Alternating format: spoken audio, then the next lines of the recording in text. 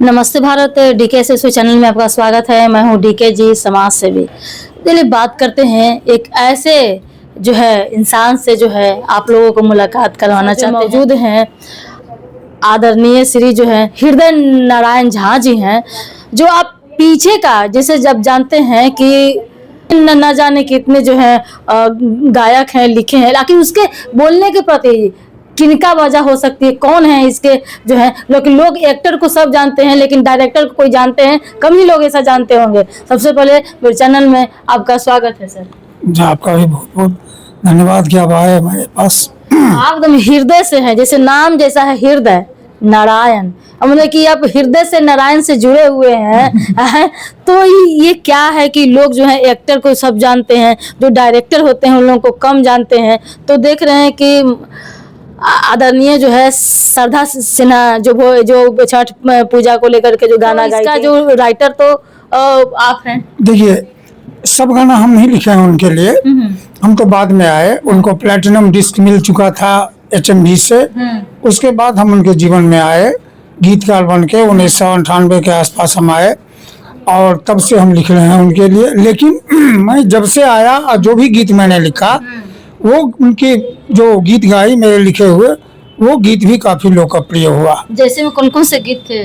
वो तो सबसे पहला गीत उनके लिए मैंने लिखा था मैथिली में, तो सकल जग तारिणी है छठी माता, सबक शुभ कारिणी है छठी माता, ये पहला गीत था।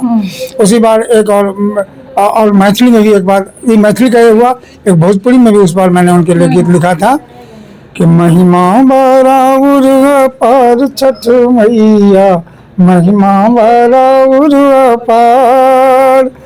एक और गीत मैंने लिखा था उस बार, वो सोहर में था, कार्तिक मास जोड़िया सतमी तिथि आयल रे, ललना देव माता दी के पुत्र आदित्य अवतर लहनी है। तो ये भी गीत, तीन गीत में पहली बार वो भी गाते भी थे। प्रश्न यहाँ तक कि आपका बारे में सुने कि अब रेडियो ऑफिस में भी काम करते थे। नहीं, रेडियो में हम गायक हैं 36 साल से। हाँ, 1990 से ही मैं रेडियो में गा रहा हूँ।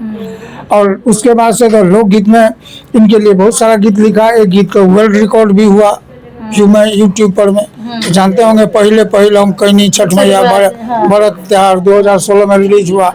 उसके बाद जब उनका अंतिम सांस ले रही थी, उस समय भी जो उनका गीत रिलीज हुआ था, वो भी मेरा ही लिखा हुआ गीत है। दुख मेटाई छठी मैया, रोए असरा हमार, सबके पूरा बेनी मनसा, सुनली हमरो पुकार। ये अंतिम समय में गाई थी वो। सिर्फ लोक गीत भी लिखे थे कि और कितने क्या क्या कुछ लिखे हैं, क्या क्या किए हैं? नहीं, लोकगीत तो मैथिली में लिखे, भोजपुरी में लिखे, पिछले साल एक मगही में भी लिखा है किसी ने। मैं हिंदी में भी लिखता हूँ, हिंदी के, हाँ, हिंदी में उनके लिए भी मैंने लिखा, शारदा जी के लिए भी। विवाह का एक सुनते होंगे आप, शगुन करके, शगुन होता है ना। शगुन CD में वो गाई थी पहले कैसेट आया, फिर CD आया, अब तो यूट्यूब पर है। उस शगुन में हम 3 गाना लिखे हुए हैं। एक गाना है उसका मेहंदी का, बन्नी के हाथों में मेहंदी रचाओ सखी, बन्नी के हाथों में मेहंदी रचाओ सखी, जग की लाली बनी रहे री हमारी बन्नी, बन्नी के हाथों में मेहंदी रचाओ सखी। एक और गीत है, सुने होंगे आप, जोगिनिया ना जोग लगाओ ना, रानी बेटी राज करेगी, दूल्हे राजा है राजकुमार, रानी बेटी राज करेगी। ये भी गीत है हमारा। उसमें एक विदाई का गीत है, बाबुल का घर छोड़ना, लगता है चमन में वीराना। तो इसमें आप मूवी में के लिए भी जो आप लोग को बोला गया होगा कि मूवी में गाने के लिए हो या जो भक्ति गाना होगा उसके लिए लिखने के लिए ऐसा चीज अभी मूवी में गाए लिखे हैं। पवन सिंह के लिए लिखे हैं कि नहीं? नहीं, पवन सिंह के लिए नहीं लिखा। खेसारी के लिए, अक्षय खेसारी सिंह के लिए ही मैंने लिखा। मनोज तिवारी के लिए, मनोज तिवारी जी के लिए भी मैंने नहीं लिखा। इन लोगों ने मुझसे संपर्क नहीं किया। और मैंने तो संपर्क नहीं किया ही नहीं। तो मैं करूँगा भी क्यों, मैं तो गीतकार हूँ।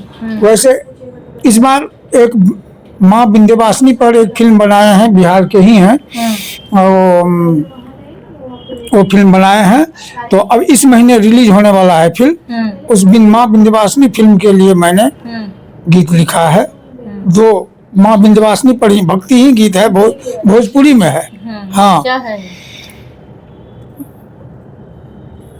हे अभी मुंडेश्वरी पर में, हे माई मुंडेश्वरी राउर जय जयकार, भीड़ लगल बाटे भगतन के,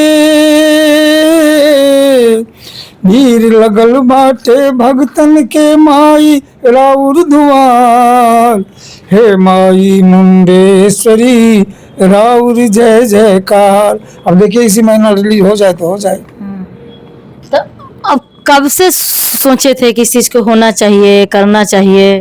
गीत लिखने का गीत तो हमको उससे गीत तो हम 1994 से हम गीत लिखना शुरू किए। सबसे पहले पटना रेडियो के लिए देशभक्ति गीत संध्या में, बसती थी। हाँ, देशभक्ति गीत संध्या का नहीं, उस समय एफएम नहीं था।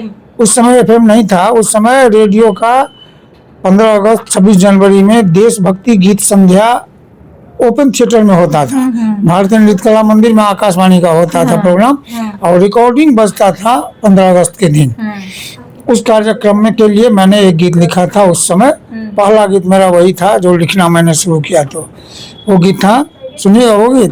वो गीत था कि हे जननी जन्मभूमि भारत के वसुधा, जग में अहाची महान, जननी जग में अहाची महान, कतोक धर्म जाति वर्ण के लोक बीच, एकता अखंडता के मान अछि, जननी जग में अहाची महान। ये गीत सबसे पहला लिखा था मैंने। तो देखने को मिला कि जैसे बगल में जो है सांस्कृतिक कला जो है वहाँ पर है, तो हर जगह जगह सांस्कृतिक प्रोग्राम को लेकर के देखते हैं कि भक्ति गाना के, जैसे सरस्वती पूजा हो गया, दुर्गा पूजा हो गया, सरस्वती पूजा विसर्जन हो गया, दुर्गा पूजा का हो गया, लक्ष्मी पूजा का, सब चीज़, गणेश पूजा का हो गया।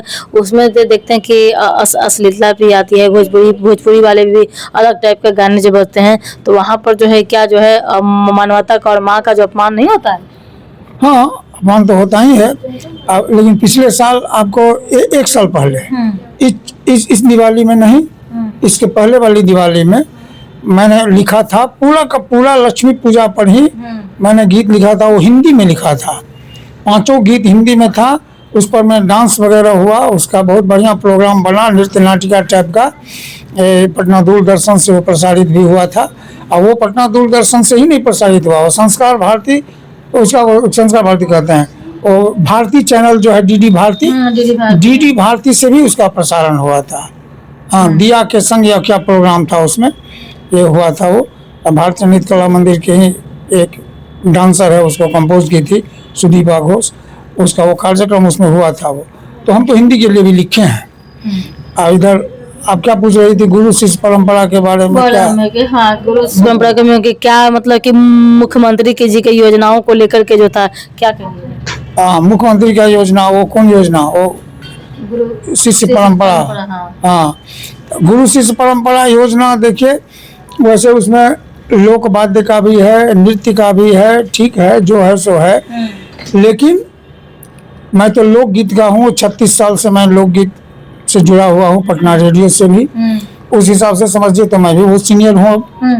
65 वर्ष का हो गया हूँ तो बहुत सीनियर हूँ। लेकिन मैंने आज तक 36 वर्षों में कहीं लोकगीत का गुरु शिष्य परंपरा नहीं देखा। तो ये जरूर लगता है कि आखिर ये इसमें लोकगीत का कौन गुरु होगा, कौन शिष्य होगा। अब जैसे हम ही मैथिली में सर हमसे सीनियर कोई है नहीं, और मेरे इतना लोकगीत का कलेक्शन भी किसी के पास नहीं है। ना गीत का कलेक्शन है, ना धुन का कलेक्शन है। वो तो मीडिया के माध्यम से आप बोल सकते हैं कि दावा करते हैं कि इतना गीत का और धुन का कलेक्शन किसी के पास मैथिली में नहीं है। ये खुद बोल रहा है एक आदमी जो 36 साल से पटना रेडियो में है गायक के रूप में। लेकिन मैंने कहीं नहीं देखा किसी को लोकगीत में गुरु बनते हुए, और न किसी को देखा शिष्य बनते हुए। हम जिस समय आए पटना रेडियो में, उस समय भी विंध्यवासिनी देवी सबसे राष्ट्र प्रसिद्ध बिहार की लोक गायिका थी, पद्मश्री आर्टिस्ट थी। लेकिन उनके यहाँ उनका विंध्य कला मंदिर है, वहाँ लोग सीखने भी जाता था। लेकिन ज़्यादातर महिलाएं जो थी वो गृहिणियाँ जाती थी सीखने के लिए, लोकगीत सीखने की इच्छा से जाती थी। सभी उनको चाची कहती थी, वो सबको बेटी कहती थी। लेकिन न कोई गुरु था, न कोई शिष्य का, ऐसा कोई परंपरा नहीं था। उस समय में हम देखे कि भोजपुरी में नाम आप भी सुने होंगे, संतराज सिंह रागेश बहुत फेमस गायक थे भोजपुरी के, राष्ट्र स्तर पर बिहार का नाम रोशन करते थे। जहाँ गाते थे वहाँ बिहार का नाम रोशन होता था। वो थे भरत सिंह भारती थे, लक्ष्मण साहबादी थे, सुदर्शन साहबादी थे, ऐसे कई नाम थे। शारदा सिन्हा तो पद्मश्री पद्म भूषण हो गई, उससे भी ऊपर पद्म विभूषण भी मिला मरणोपरांत उनको। वो तो सबकी आइकॉन थी। लेकिन उन्होंने भी लोकगीत में गुरु बनना पसंद नहीं किया। क्यों? इसलिए कि गुरु शिष्य की परंपरा न लोकगीत में दिखाई दी कभी, न लोक गाथा में दिखाई दी। लोक गाथा का भी इसमें सुनते हैं कि योजना में है कि जो गुरु बनेगा 15,000 मिलेगा, जो शिष्य सीखेगा उसको भी 7,000 मिलेगा। क्या कुछ है ऐसे करके, संगत कलाकार को 7,000 है या कुछ ऐसे कुछ फिक्स है। लेकिन अब जैसे मेरा ही मान लीजिए, हम मैथिली में हैं, मेरे बाद पटना रेडियो में मेरे जैसा डिफरेंट वैरायटी का मैथिली लोकगीत गा करके मैथिली लोकगीत परंपरा को कौन आगे ले जाएगा, मैं भी नहीं समझ रहा हूँ। क्योंकि कोई है ही नहीं, न मेरा जूनियर कोई ऐसा पटना रेडियो में दिख रहा है, न कोई जूनियर मेरे संपर्क में आया है कि मुझे लिखने की इच्छा है। बात वो बढ़ा सकती है मैथिली ठाकुर। अभी तो मैं गुरु की बात अभी कर रहा हूँ। तो गुरु में तो हम यदि है, मान लीजिए हमको गुरु कोई माने, तो हमारे पास सीखने आएगा तब ना समझेंगे कि भाई इसको सिखाना है कि नहीं सिखाना है। और जो किसी को सिखाए भी मैथिली में लोकगीत में, गुरु बन के नहीं सिखाए, कंठ से कंठ की विद्या है, हम सुनाए तुम सीख लो। तो ऐसे करके रही। तब अब सरकार की योजना है, अब देखिए कौन कौन इसमें गुरु बन के आते हैं, क्या क्या सिखाते हैं, कौन शिष्य बनता है, हाँ क्या क्या होता है। तो ये अब एक नई चीज होगी। यदि गुरु आएंगे कोई, तो गुरु भी नए होंगे, उनकी शैली भी नई होगी। शिष्य भी आएगा तो शिष्य भी नया होगा, उसका सीखने का तरीका भी नया होगा। तो ये पहले के जो है, पुराने वाले जो है पहले के, क्या उससे मतलब कि कंपैरिजन कर सकते हैं? ना, कोई कंपैरिजन नहीं होगा। इसलिए कि हम पत्रकार भी रहे हैं ना, आज अखबार के लिए हम 30 साल से यहाँ सांस्कृतिक रिपोर्टिंग किए हैं, प्रिंट मीडिया के लिए। मुझे कोई नजर नहीं आया दूर दूर तक लोकगीत का गुरु और लोकगीत का शिष्य, कोई नजर ही नहीं आया। अचानक मैंने देखा कि मुख्यमंत्री गुरु शिष्य परंपरा योजना लॉन्च हो गई है। अब उसमें लोग अप्लाई करेंगे, जिनको गुरु बनना होगा वो करेंगे, अपना कर रहे होंगे। अभी कर रहे हैं क्या कुछ है? अभी कर रहे हैं? नहीं, मैं तो कहा ना, मैं परंपरा का अतिक्रमण नहीं करता हूँ ना। जब पद्मश्री विंध्यवासिनी ने भी नहीं की, शारदा सिन्हा नहीं की, मेरे सीनियर कोई पटना रेडियो में नहीं किए, तो मैं क्यों करूँ? हाँ, मैं सिखाया हूँ, बहुतों को सिखाया, जो मेरे संपर्क में आया वो सीखा। लेकिन एक बात बोल रहे थे कि जो है संस्कृति कला का जो है स्कूल है, जो सर्टिफिकेट मिलता है। सुनिए, एक भारत सरकार की एक स्कॉलरशिप की योजना थी, वो होनहार लोकगीत कलाकार को 2 वर्ष तक बेहतर सीखने के लिए स्टाइपेंड देती थी। उस समय 2,000 रुपया शायद देती थी। तो उसमें था कि आप किससे सीखेंगे, उस गुरु का प्रमाण पत्र दीजिए।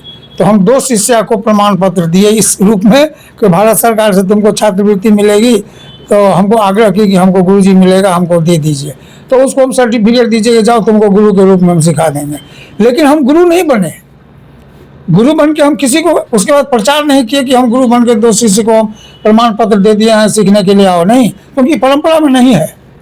हमारे पास जो आएगा वो सीखेगा, लेकिन हम उसको गुरु शिष्य परंपरा की तरह नहीं हम बात करें, क्योंकि हमारे पूर्वजों ने नहीं किया है इसको। तो ये चीज़ है, अब देखिए क्या होता है सरकार में। इसमें आपने एक भी कहा था कि जो संस्कृति कला का जो स्कूल है, नृत्य नाटक ये सब का, तो उसमें जो है प्रोग्राम जो होते हैं तो बिहार सरकार का, भारत सरकार के ना होकर के कोई प्राइवेट जो है वो सर्टिफिकेट मिलते हैं।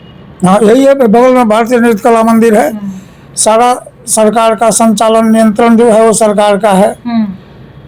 तो सरकार की जो संस्था है उसको सर्टिफिकेट, उसका परीक्षा लेता है प्राइवेट संस्था, उसका फॉर्म भराता है प्राइवेट संस्था, सर्टिफिकेट देता है प्राइवेट संस्था। क्यों? तो ये तो सरकार से जाके पूछिए कि आखिर आपके यहाँ की कैसी पढ़ाई है। कभी ये भारत का सबसे गौरवशाली प्रतिष्ठान था, तो सबसे भारत का गौरवशाली प्रतिष्ठान का मतलब क्या है? वहाँ टीचर भी ऐसा हो जहाँ की बाहर का भी लोग आए पढ़ने के लिए, सीखने के लिए, है कि नहीं? जब देश का गौरवशाली संस्था है तो उसका स्टेटस अभी क्या है? क्या उसकी पढ़ाई का स्टैंडर्ड है, क्या उसके टीचर का स्टैंडर्ड है, क्या वहाँ के का व्यवस्था है, क्या वहाँ हॉस्टल फैसिलिटी है, क्या वहाँ वर्कशॉप होता है, क्या उच्च शिक्षा है उसके डांस में? इसका कोई हिसाब है सरकार के पास? ना सरकार ने जवाब देगी इसका। हम लोग ये मानते हैं कि भाई पाटलिपुत्र का गौरवशाली संस्थान था, यहाँ पर में नृत्य की शिक्षा नंबर 1 होनी चाहिए, जैसे दिल्ली में होता है, मुंबई में होता है, चेन्नई में होता है, वैसे यहाँ भी होना चाहिए। तो उस स्टैंडर्ड का है कि नहीं है तो सोते जाके कला मंदिर में देखिएगा, पूछिएगा तब पता चलेगा। मुझे नहीं लगता है। चलिए, बहुत बहुत सर धन्यवाद आपका।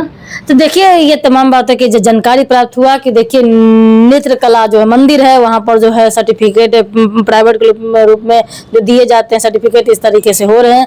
हर अलग जगह हर कला के लिए बढ़ावा देते हैं, जैसे खेल के लिए हो, संस्कृति के लिए हो, साहित्य के लिए बढ़ावा देते हैं, लेकिन इस पर जो है बहुत गहन चिंता और चिंतन करने की बहुत ज़रूरत है। तब तक के लिए जय हिंद, जय भारत। देखते हैं डीके चैनल में लाइक शेयर करें, सब्सक्राइब करें, फेसबुक है तो फॉलो करें।